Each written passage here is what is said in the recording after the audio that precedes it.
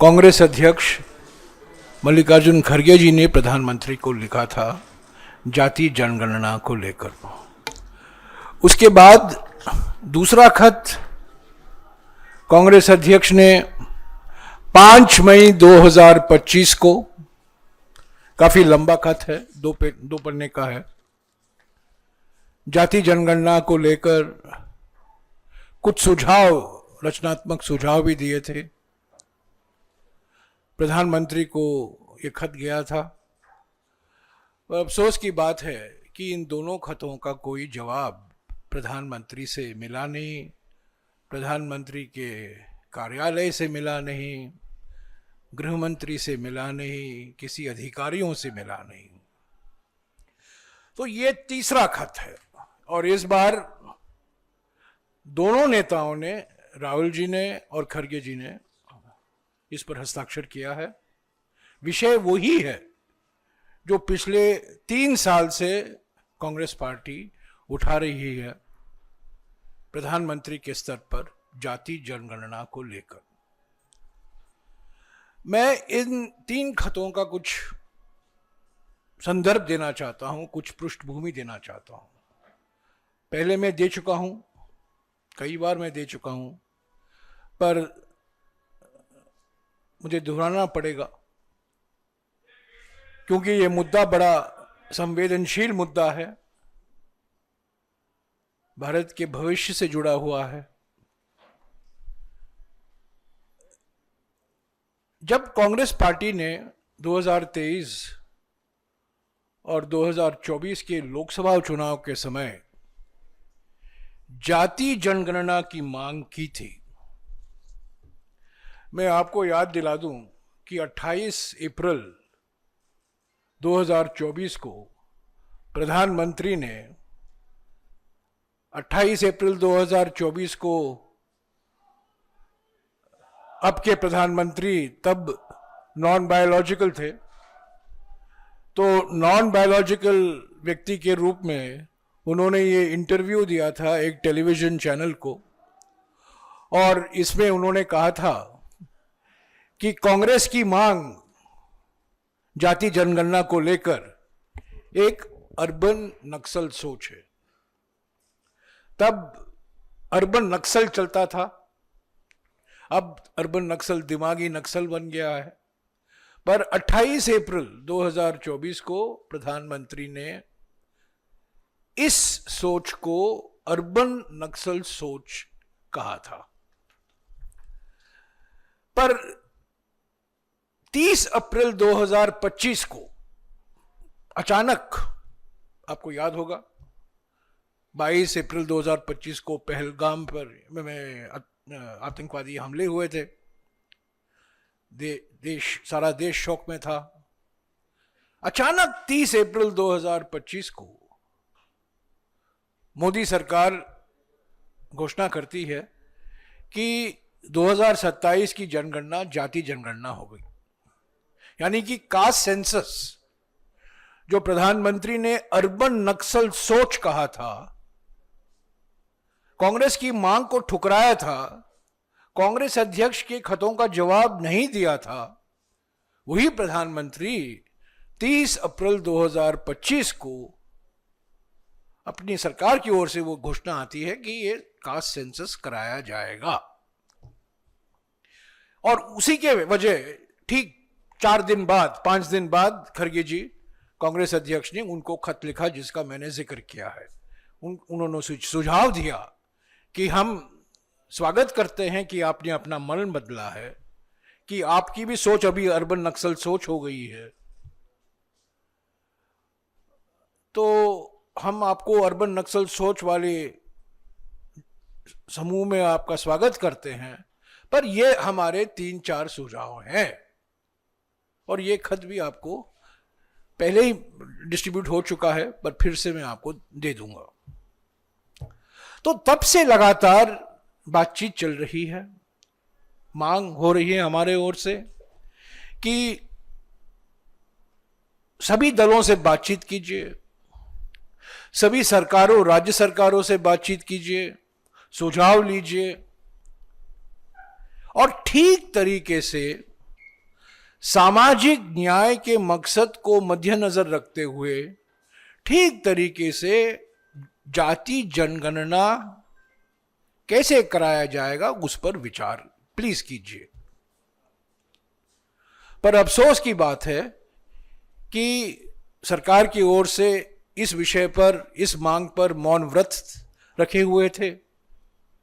किसी ने बात नहीं की, किसी भी राज्य सरकारों से बात नहीं हुई जाति जनगणना को लेकर। किसी भी राजनीतिक दल, किसी भी विशेषज्ञों से बात नहीं हुई और ये जाति जनगणना की शुरुआत अभी 14 अगस्त 2026 को ये नोटिफिकेशन आता है गृह मंत्रालय का कि 40 सवाल पूछे जाएंगे 2027 के जनगणना में। 40 सवाल पूछे जाएंगे पॉपुलेशन को लेकर और 10वां सवाल जाति से जुड़ा होगा। यानी कि 40 सवाल हैं, उन 40 सवालों से में 10वां सवाल जाति से जुड़ा हुआ होगा और इससे जो जानकारी हासिल की जाएगी वो जाति जनगणना कहलवाएगा। ये अभी 14 अप्रैल 2026 को गृह मंत्रालय से ये नोटिफिकेशन निकाला गया। तो बिल्कुल साफ है कि मोदी सरकार और प्रधानमंत्री का कोई इरादा नहीं है ईमानदारी से, ठीक ढंग से ये जाति जनगणना कराया जाए। इनकी कोई मंशा नहीं है। इसको एक तरीके से आप कह सकते हैं सेल्फ सबोटाज है। खुद इसको बेमतलबी जनगणना बना रहे हैं। इसका कोई इस्तेमाल नहीं हो सकता, सामाजिक न्याय से इसका कोई लेना देना नहीं होगा। और जिस तरीके से वो 10वां सवाल जोड़ा गया है 40 सवालों के श्रृंखला में, ये जो पहले खत लिखे थे कांग्रेस अध्यक्ष ने, उनके सिफारिशों के बिल्कुल खिलाफ है। तो इसको लेकर 20 अप्रैल 2026 को जो खत दोनों नेताओं ने, विपक्ष नेताओं ने, लोकसभा और राज्यसभा के, इन्होंने काफी विस्तार से प्रधानमंत्री को जानकारी दी है, उनको अवगत कराया है कि किस तरीके से जो सवाल पूछे जाएंगे और एक सवाल पूछा जाएगा 10वां सवाल, उसका कोई मतलब नहीं है। ये जाति जनगणना नहीं है, ये धोखा है, विश्वासघात है और जानबूझकर जाति जनगणना को ठंडे बक्से में डाला जा रहा है। और 2 मांगे इन दोनों नेताओं ने की अपने खत में, जो आप पढ़ेंगे। 2 अक्टूबर 2023 को बिहार में तत्कालीन सरकार ने, जब नीतीश बाबू महागठबंधन के मुख्यमंत्री थे, 2 अक्टूबर 2023 को बिहार के जाति सर्वेक्षण के नतीजे प्रकाशित किए गए थे और 4 फरवरी 2025 को तेलंगाना के जाति सर्वेक्षण के नतीजे प्रकाशित किए गए थे। और राहुल जी और खड़गे जी की मांग प्रधानमंत्री से यह है इस खत में कि जिस तरीके से बिहार में और जिस तरीके से तेलंगाना में जाति सर्वेक्षण कराया गया था, उसी के आधार पर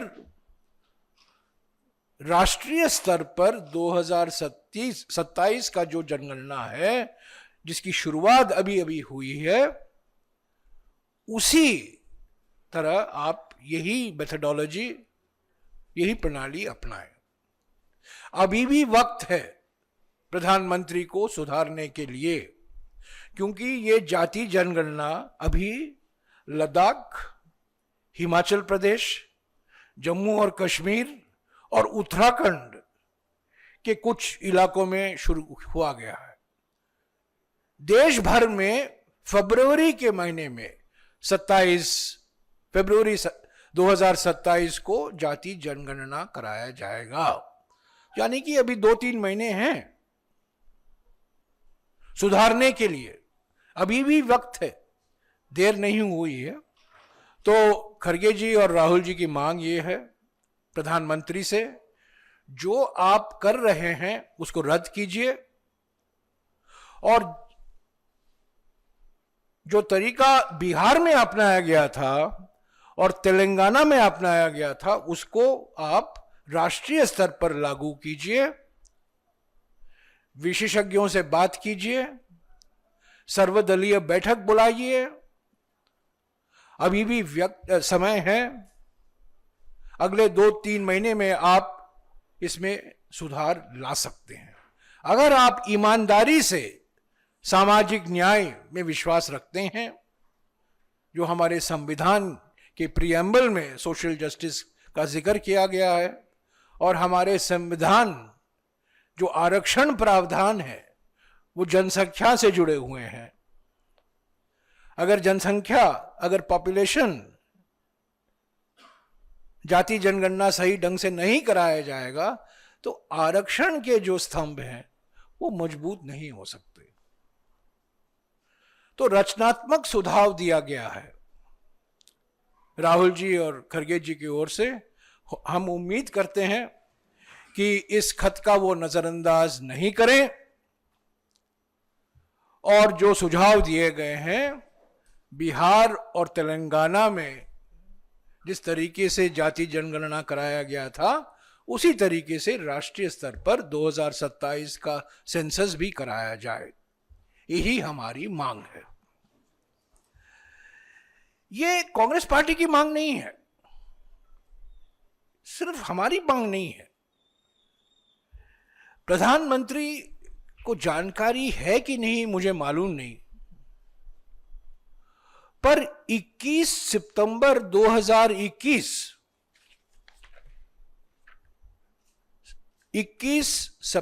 2021 मोदी सरकार की एफिडेविट है सुप्रीम कोर्ट में। कई लोगों को जानकारी नहीं है, गृह मंत्री को जानकारी है कि नहीं मुझे पता नहीं, गृह मंत्रालय के अधिकारियों को जानकारी है कि नहीं पता नहीं, क्योंकि ये एजुकेशन मिनिस्ट्री की ओर से ये एफिडेविट फाइल किया गया था। और इस एफिडेविट में कहा गया है कि अगर जाति गणना कराना है तो पहले से ही एक सूची तैयार करनी होगी। जो शब्द इस्तेमाल किया गया है ड्रॉप डाउन का मतलब है जब सर्वेक्षण होता है, जो सर्वेक्षण कर रहा है, जो एन्यूमरेटर है, अध्यापक है या राज्य सरकार का कोई एम्प्लॉई है, उसके पास एक सूची होती है, पहले से सूची तैयार की जाती है। मिसाल के तौर से खड़गे जी और राहुल जी ने बिहार में 215 जातियों की एक सूची बनाई गई थी, 215। और ये जो सर्वे के लिए जा रहा है एन्यूमरेटर, उसके हाथ में है, तो आपसे सवाल पूछेगा आपकी जाति क्या है और वो टिक करेगा। इसको ड्रॉप डाउन कहते हैं। तो ये सूची पहले से ही तैयार की जाती है। इसी तरह तेलंगाना की सूची भी उन्होंने प्रधानमंत्री को भेजा है, जो तेलंगाना में सारी सूची। हमारे देश में करीब, जानकारी अलग अलग है, पर करीब माना जाता है कि 4200 जातियां हैं। हर एक राज्य के पास जाति सूची होती है, उसी जाति सूची के आधार पर आरक्षण दिया जाता है शिक्षा संस्थाओं में, रोजगार में। ये कहना कि ये सूची असंभव है, ये झूठ है। सारे राज्य सरकारों के पास, गुजरात सरकार के पास भी है, सारे राज्य सरकारों के पास ये जाति सूची होती है, और केंद्र सरकार की भी एक सूची होती है। मंडल कमीशन लागू होने के बाद एक केंद्र सरकार की भी एक सूची होती है, ओबीसी लिस्ट होता है।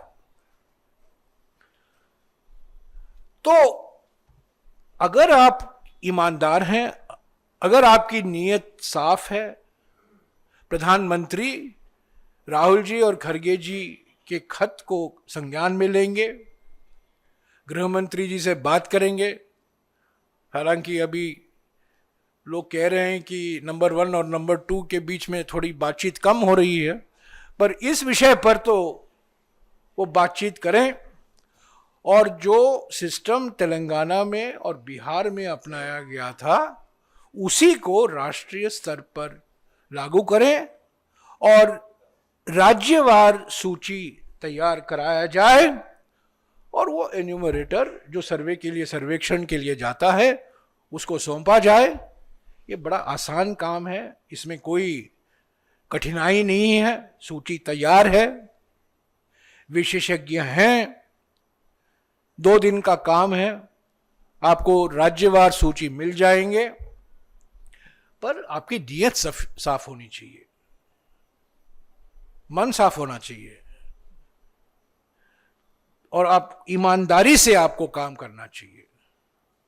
तो कांग्रेस पार्टी ये मानती है 2027 की जनगणना, जाति जनगणना जिस ढंग से कराया जा रहा है वो जनता पर एक धोखा है, ये खेल है, ये विश्वासघात है, और प्रधानमंत्री को तुरंत, फौरन इस पर पुनर्विचार करने की जरूरत है।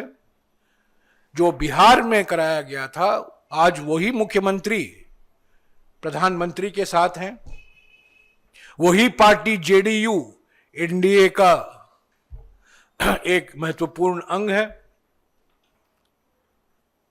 और बिहार में और तेलंगाना में जिस तरीके से कराया गया था वो अपनाए, श्रेय खुद ले, उसमें कोई आपत्ति नहीं है।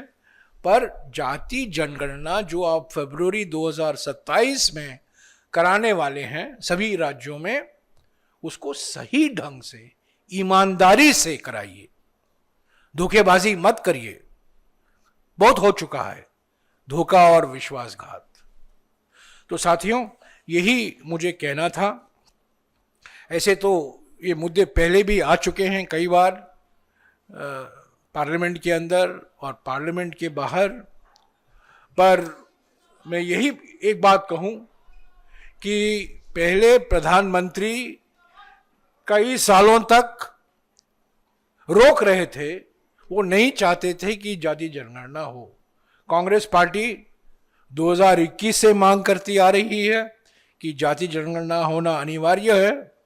तब अचानक 30 अप्रैल को उन्होंने मन बदला। स्वागत है, उन्होंने अपना मन बदला, यू टर्न किया। अभी फिर उस यू टर्न पर यू टर्न कर रहे हैं, डबल यू टर्न कर रहे हैं। ये डबल पलटी मारे हैं। एक पलटी 30 अप्रैल 2025 को मारा है, और दूसरी पलटी 14 अगस्त 2026 को, जब उन्होंने 40 सवाल उठाए, निकाले गए, और उसमें से 10वां सवाल जो जाति से जुड़ा हुआ था, हमको जो वो जानकारी मिली, वो हम उसको नकारते हैं, वो कभी हम स्वीकारेंगे नहीं। ये सेंसस नहीं है, ये एक वाइट वॉश है। जाति जनगणना ये एक वाइट वॉश है। तो ये खत अब देखिएगा प्रधानमंत्री का जवाब आएगा कि नहीं। हमारे अनुभव से तो साफ है कि कोई जवाब नहीं आएगा, पर हम ज़रूर इस मुद्दे को उठाते रहेंगे। हमारी मांग यही है कि जो जनगणना कराने का अधिकार है गृह मंत्री को, गृह मंत्रालय में जो अधिकारी हैं वो इस खत का अध्ययन करें, विश्लेषण करें, और फौरन जो बदलाव करना है उस जो प्रश्नावली में वो परिवर्तन लाएं, उसको बदलें। एक सर्वदलीय बैठक बुलाएं, गृह मंत्री बातचीत करें सभी राजनीतिक दलों से, क्योंकि ये राजनीतिक मसला नहीं है, एक संवैधानिक मसला है।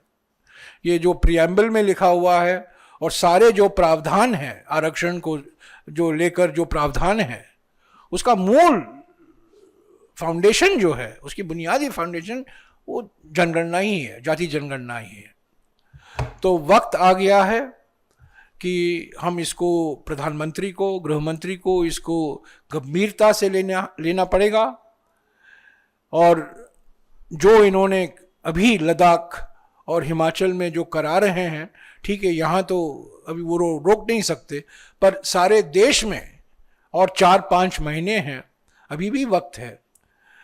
हम उम्मीद करते हैं कि जो सुझाव दिए गए हैं रचनात्मक सुझाव हैं।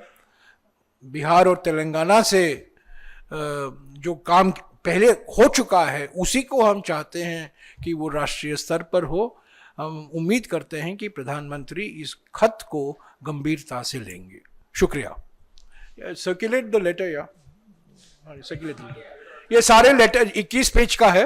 इसमें तेलंगाना का सर्वे भी है, बिहार का सर्वे भी है, और मेन लेटर 2 पेज का है जहां उन्होंने सुझाव दिया है और अगले कदम क्या लेने चाहिए।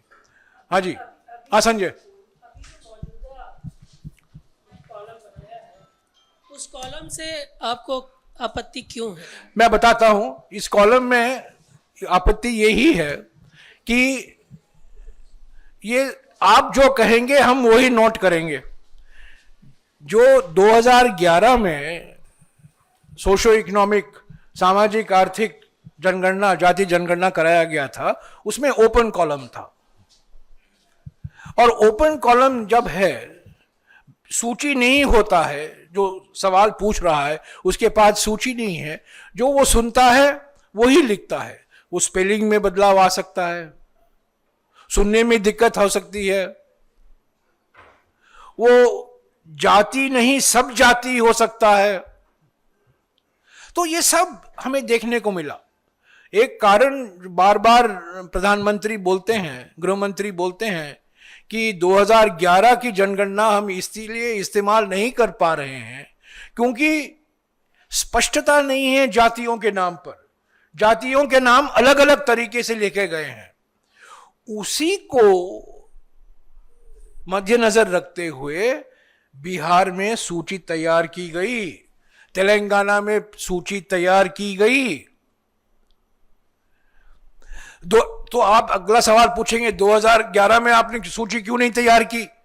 2011 में सेंसस ऑफ इंडिया ने यह सेंसस नहीं कराया, ग्रामीण विकास मंत्रालय और शहरी विकास मंत्रालय कर रहा था। गृह मंत्रालय का एक संस्था है, सेंसस कमिश्नर और रजिस्ट्रार जनरल, उसको कानूनी अधिकार है। और जो जानकारी सेंसस से आता है वो गुप्त जानकारी है, वो प्रकाशित नहीं किया जा सकता। आप मुझे बोलेंगे, जो मैं आपसे सवाल पूछता हूं, आपका जवाब मैं प्रकाशित नहीं कर सकता हूं, किसी को दे नहीं सकता हूं, क्योंकि सेंसस कानून कहता है कि जानकारी कॉन्फिडेंशियल है। पर 2011 में सेंसस कमिश्नर ने नहीं किया था, ये 2 मंत्रालय कर रहे थे और उसका मकसद और कुछ था, बीपीएल सूची तैयार करने की था। और जब बीपीएल सूची तैयार की गई थी तब यह निर्णय लिया गया इसके साथ साथ जाति की भी जानकारी ली जाए। तो ये ओपन एंडेड कॉलम जो 10 नंबर है, ये ओपन एंडेड है। आप जो कुछ कहते हैं मैं लिखूंगा, बाद में हो सकता है 10,000 नाम आएंगे, 15,000 नाम आ सकते हैं, 20,000 नाम आ सकते हैं। तो क्योंकि हमारे देश में हर एक राज्य के पास, केंद्र के पास एक सूची है, हर एक राज्य में औपचारिक सूची है जातियों की। केंद्र सरकार में मंडल कमीशन आयोग की लागू करने के वक्त एक सूची तैयार की गई थी, कौन कौन सी जातियां हैं जो ओबीसी कैटेगरी में आता है। शेड्यूल कास्ट कैटेगरी तो हम 1951 से जानकारी, उसकी जनगणना हम कर रहे हैं, शेड्यूल ट्राइब कैटेगरी में कर रहे हैं, पर ओबीसी कैटेगरी में नहीं कर रहे हैं। तो हमारी आपत्ति यही है, हमारी आपत्ति यही है कि आप दरवाजा खोल रहे हैं। क्यों? ये 10,000 भी हो सकते हैं, 15,000 भी हो सकते हैं, नाम गलत हो सकता है कभी कभी। तो ये सब एफिडेविट में मोदी सरकार ने खुद स्वीकारा है कि खामियां थी 2011 में, और सबसे बड़ी खामी थी ओपन एंडेड। तो जब मैंने ये पहली बार जब मैंने ये एफिडेविट पढ़ा, मेरा यही सोच था कि जब सेंसस होगा तो ये खामियां सुधारा जाएगा, पर इसको दोहरा रहे हैं। जो अपने ही सितंबर 21, 2021 की एफिडेविट में पैरा नंबर 12 पेज नंबर भी देता हूं, पेज नंबर 11 इसकी भी कॉपी देता हूं। इसमें मोदी सरकार कहती है कि मैं आपको पढ़ दूं, 1 मिनट दे तो मैं पढ़ लेता हूं। It is found that in several hundred cases, the caste column mentions about number or symbol against caste names. There was no registry of caste prepared prior to the conduct of 2011. यानी कि कोई पहले से सूची नहीं तैयार की गई थी। It would have been ideal. शब्द देखिए ना, it would have been ideal for the registry of castes that there should have been a drop down menu for selection of castes which could have made some consistent data available which can be relied upon. 2021 September supreme court affidavit, Modi सरकार कहती है drop down menu होना जरूरी है, ideal, आदर्श, सबसे आदर्श कदम होगा। पर census अभी कराती है और सवाल ओपन एंडेड सवाल है, ड्रॉप डाउन नहीं है, सूची नहीं है। तो बिल्कुल साफ है कि 30 अप्रैल को प्रधानमंत्री नैरेटिव बदलने में मैंने कास्ट सेंसस कराया, तब श्रेय ले रहे थे। 1 साल बाद वो क्या हो गया उस नैरेटिव का? तो ये ईमानदारी से अगर काम नहीं करेंगे तो यही होगा, बार बार आप अपना मन बदलते रहेंगे। जयराम जी इधर देखिए, एक यार कर। हाँ जयराम जी, सवाल मेरा ये है कि जो आपने ड्रॉप डाउन मेनू की बात आपने करी है, सुप्रीम कोर्ट में केंद्र सरकार ने हलफनामा दिया है और कहा है कि ड्रॉप डाउन मेनू जो है शामिल नहीं किया जा सकता है। पहली बात कि क्यों नहीं शामिल किया जा सकता है। दूसरा सवाल यह है कि ओबीसी का कॉलम उसमें नहीं है, यही मैं पूछना चाहता हूं। सूची नहीं है ना, ओबीसी जो कॉलम है, जो उस कॉलम में ओबीसी नहीं लिखा हुआ है, उसमें लिखा है शेड्यूल कास्ट, हाँ, शेड्यूल ट्राइब स्ट्रोक कास्ट, ठीक है, उतना ही लिखा है। ऐसा होना जो अगर आप खरगे जी की पहले खत पढ़ोगे और ये खत पढ़ोगे, उसमें लिखा है। जो सवाल जब आप पूछते हैं, वो सवाल पूछा जाता है schedule caste, schedule tribe, other caste, OBC, ये जाति जनगणना क्यों कराया जा रहा है? शेड्यूल कास्ट को लेकर 1951 से जो करीब 750 शेड्यूल कास्ट की सूची में है, उसकी जानकारी हमें तो 1951 से हम हासिल कर रहे हैं। शेड्यूल ट्राइब को भी लेकर हम 1951 से हासिल कर रहे हैं। ओबीसी कैटेगरी को लेकर जानकारी नहीं है, पहली बार ओबीसी कैटेगरी, इसीलिए तो जाति जनगणना हम करा रहे हैं कि पहली बार ओबीसी कैटेगरी इसमें शामिल हो, और ओबीसी कैटेगरी के अंदर कौन से ओबीसी है। इसीलिए बिहार और तेलंगाना में जिस तरीके से सवाल पूछा गया, पहले पूछा गया कैटेगरी, उसके बाद पूछा गया कैटेगरी के अंदर कौन सा सब कैटेगरी है, वही तो है ना। और ये एफिडेविट में खुद सरकार कहती है कि अगर आपको कास्ट सेंसस कराना है तो सही तरीका ये होगा कि ड्रॉप डाउन शामिल हो। क्यों? हमारा सवाल यही है, सीधा सवाल सर है। मेरा सवाल क्यों अपने एफिडेविट को आप नजरअंदाज कर रहे हैं? सवाल पूरा नहीं हो पाया था। क्या इस मुद्दे को लेकर ओबीसी के राष्ट्रीय अध्यक्ष भी अनिल जैन साहब भी बैठे हुए हैं, क्या इस मुद्दे को लेकर आप लोग सड़क पर उतरने वाले हैं, कोई बड़ा आंदोलन खड़ा करने वाले हैं? नहीं, ये पहले तो हमने खत लिखा है, पहले तो हमने प्रधानमंत्री को, क्योंकि ये शुरू हुआ है, हमको तो पहली बार 14 अगस्त को हमको जानकारी मिली, इसके पहले कोई जानकारी नहीं थी, क्योंकि हमें कहा गया था जाति जनगणना होगा, जाति जनगणना होगा। 14 अप्रैल को पहली बार, यानी कि करीब 14 अगस्त, 10 दिन हुए हैं, 10 दिन पहले हमें पहली बार जानकारी मिलती है कि ये 40 सवाल, हालांकि हमारे मेरे साथी अनिल जैन जी और कई नेता सवाल, हमारे कांग्रेस अध्यक्ष भी ये सवाल उठा रहे थे, 1-2 बार अपने भाषण में राज्यसभा में ये बात उठाई थी। तो अभी प्रधानमंत्री को खत लिखे हैं, अभी इसके बाद पार्टी के स्तर से कैसे इसको आगे लिया जाएगा, हम जरूर इस मुद्दे को जीवित रखेंगे, क्योंकि अभी भी वक्त है। राष्ट्रीय स्तर पर फरवरी के महीने में जाति जनगणना होगा शेड्यूल के अनुसार, तो अगर प्रधानमंत्री पर हम जरूर दबाव बरकरार रखेंगे कि वो 10वें क्वेश्चन में बदलाव लाएं, कैटेगरी शामिल करें और सब कैटेगरी के लिए एक सूची दिए, राज्यवार सूची तैयार कीजिए। सीधा सवाल, इसमें कोई नहीं होगा सर। और अगर आपका सवाल है कि हम इसको राजनीतिक मुद्दा बनाएंगे, जरूर ये राजनीतिक मुद्दा ही है, राजनीतिक मुद्दा है, पर मकसद है सामाजिक न्याय। सर, आपने फ्रेश लेटर का जिक्र किया, 3 पत्रों का जिक्र किया, क्या अलायंस पार्टनर जो आप लोगों के साथ हैं, क्या आप लोग ये जो जाति जनगणना जो अब स्टार्ट होगी, जो उससे पहले आप लोग क्या कोई एक ऑल पार्टी मीटिंग आप लोग करेंगे आपस में, और इसको लेकर पीएम के साथ आप कोशिश करेंगे कि वहां तक बात पहुंचाई जाए किसी फ्रेश लेटर के जरिए? देखिए, अलग अलग मुद्दों को घुमा फिरा कर इसे मत जोड़िएगा। ये सभी इंडिया पार्टी के सारे विपक्ष पार्टी सब एक है। वो पहले से चाहते थे कि जाति जनगणना सही ढंग से कराया जाए। अभी 14 अगस्त को ये सवाल प्रकाशित किए गए हैं। हम तो 14 अगस्त तो पार्लियामेंट के बाद आया ना, 13 अगस्त को साइनेडाई एडजर्न हुआ है। तो पर मुझे कोई शक नहीं है, सारी विपक्ष पार्टी हमारे साथ है। कोई विपक्ष पार्टी नहीं चाहता कि इस तरह से खिलवाड़ और विश्वासघात हो जाति जनगणना को लेकर, कोई नहीं चाहता, कोई विपक्ष पार्टी नहीं चाहती।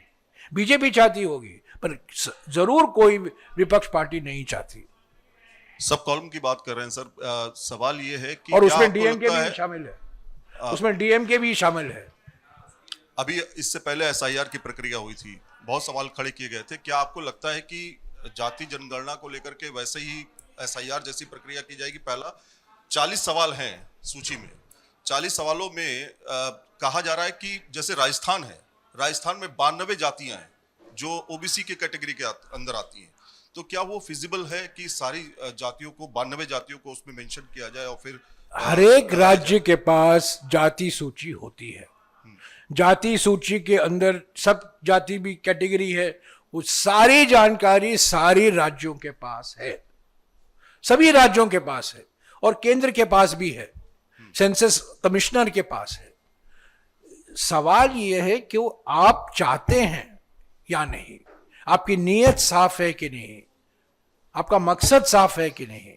तो ये कहना कि जानकारी नहीं है, ये बिल्कुल गलत है। आपको लग रहा है कि इसमें गड़बड़ी हो सकती है जैसे एसआईआर की प्रक्रिया में हुआ? नहीं, एसआईआर अलग मुद्दा है यार, एसआईआर अलग मुद्दा है, लोगों को हटाने का मुद्दा है एसआईआर। इसमें सेंसस शामिल करने का एक तरीका होता है, पर जिस तरीके से जो इस बार जो सवाल जाति को लेकर पूछना चाहिए था, जिस तरीके से पूछना चाहिए था, वो नहीं पूछा जा रहा है। अलग अलग सवाल हर एक जनगणना में पूछा जाता है, ऐसा नहीं है इसमें कोई बड़े नए सवाल है।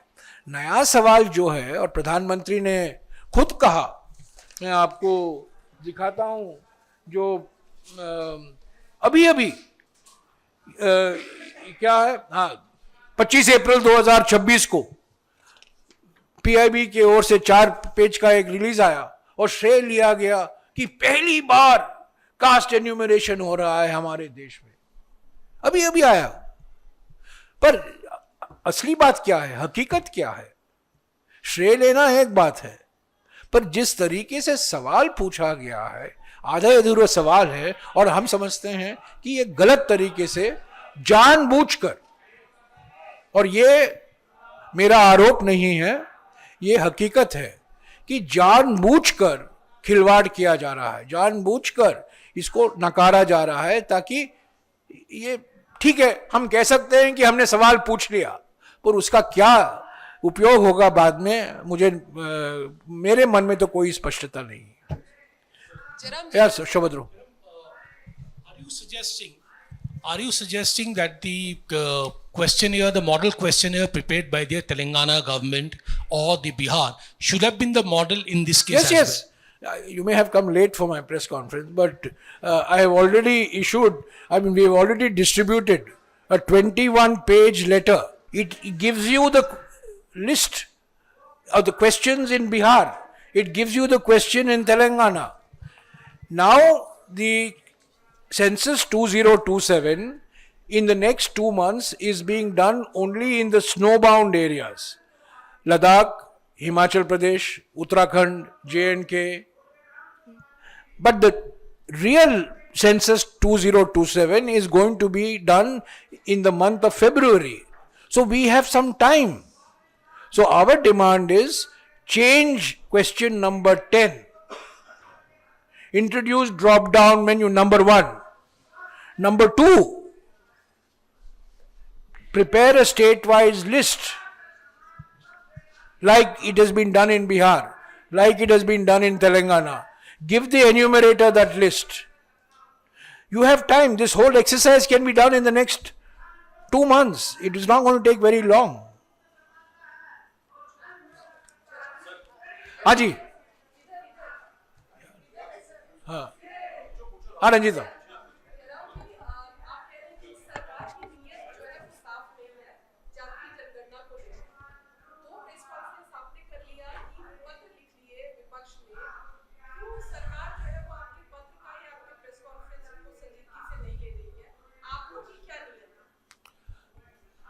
प्रधानमंत्री ने अब तक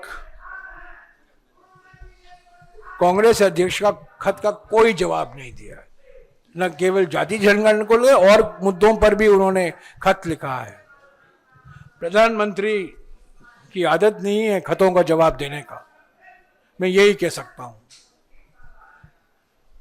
पर जो मुद्दे उठाए गए हैं और जाति जनगणना को लेकर, जैसा कि मैंने कहा आपको, ये तीसरा खत है।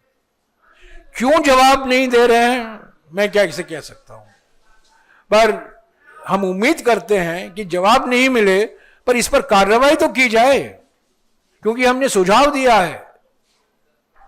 ऐसा नहीं कि हम पहली बार सुझाव दे रहे हैं, 2023 में सुझाव दिया था, 2025 में सुझाव दिया था, अभी हम 2026 में सुझाव दे रहे हैं। पार्लियामेंट में भी ये सुझाव आया है कि सर्वदलीय बैठक बुलाई।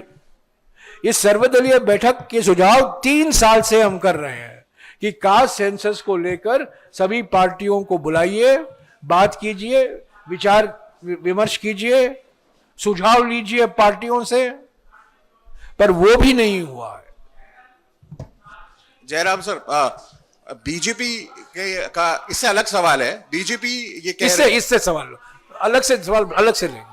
जयराम जी, जाति जनगणना को लेकर जयराम जी इसी से जुड़ा हुआ है। जाति जनगणना को लेकर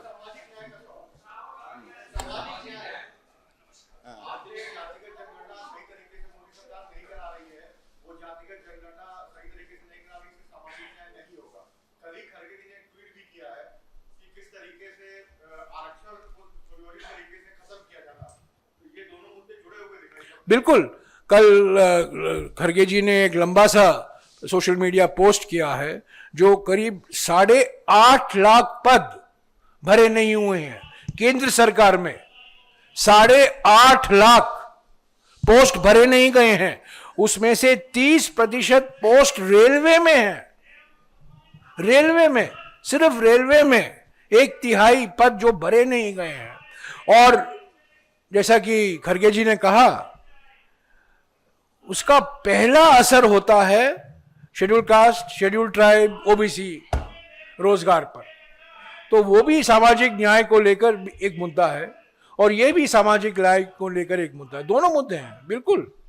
और केंद्र सरकार में, खुद केंद्र सरकार में, राज्य सरकारों की बात छोड़िए, पर सिर्फ केंद्र सरकार में 8.5 लाख सैंक्शनड पद, ये नए पद नहीं है, सैंक्शनड पद है, यानी कि बजट में इसका प्रावधान भी किया गया है, वो पूरे नहीं किए, भरे नहीं गए हैं। यार उनको बोलो यार।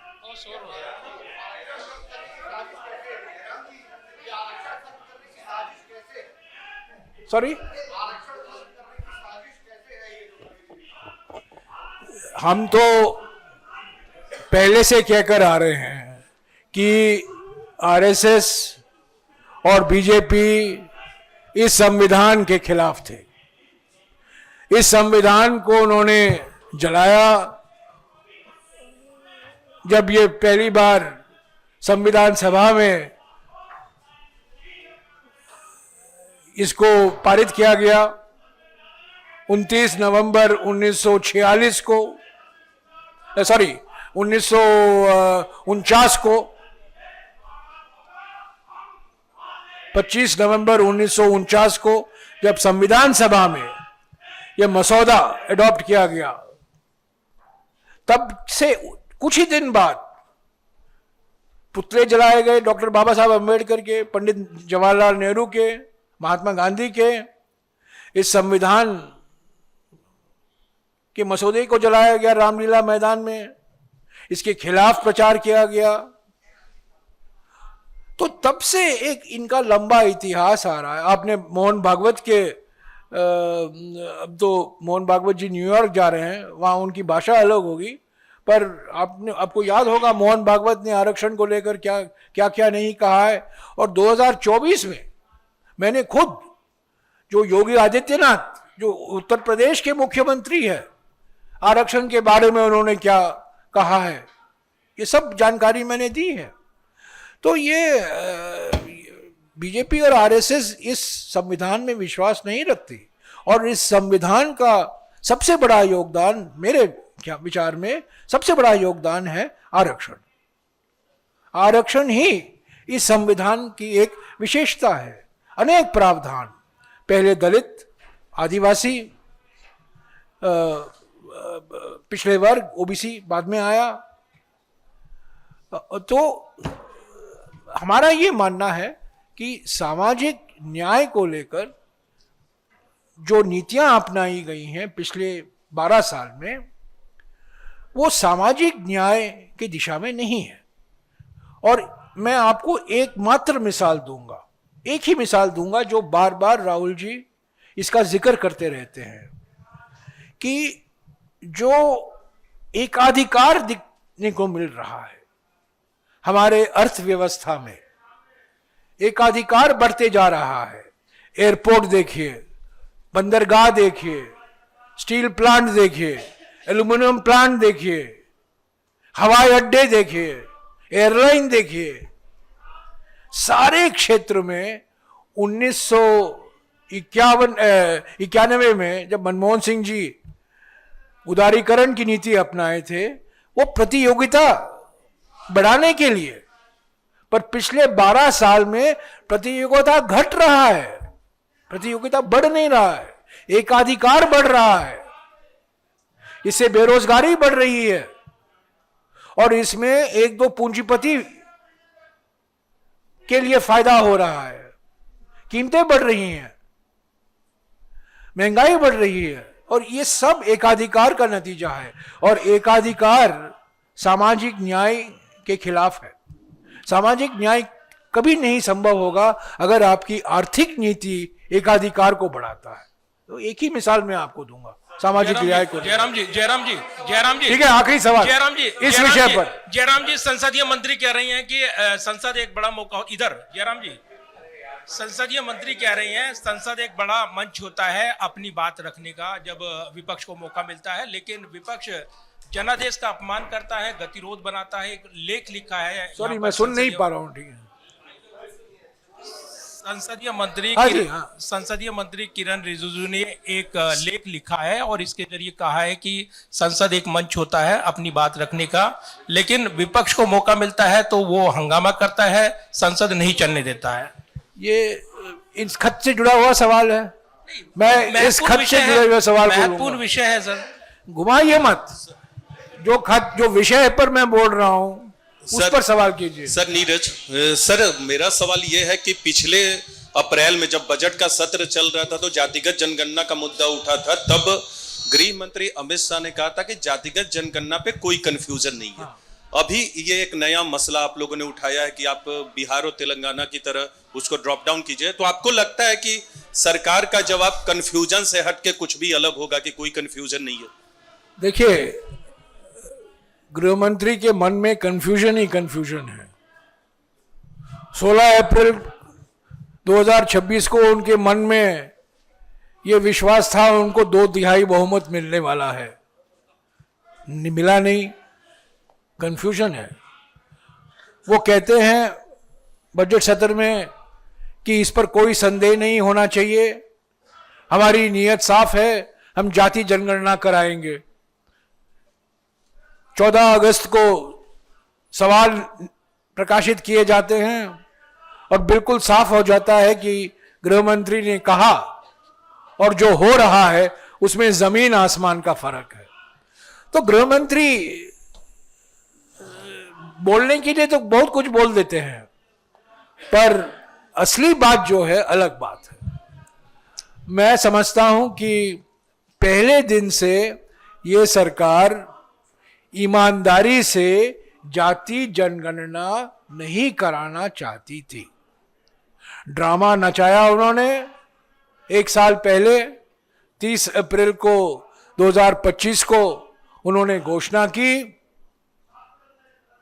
और आपको याद होगा उस समय पहलगाम के आतंकवादी हमले हुए थे और ऑपरेशन सिंदूर का इंतजार हम कर रहे थे और उस बीच उन्होंने ये घोषणा कर दी,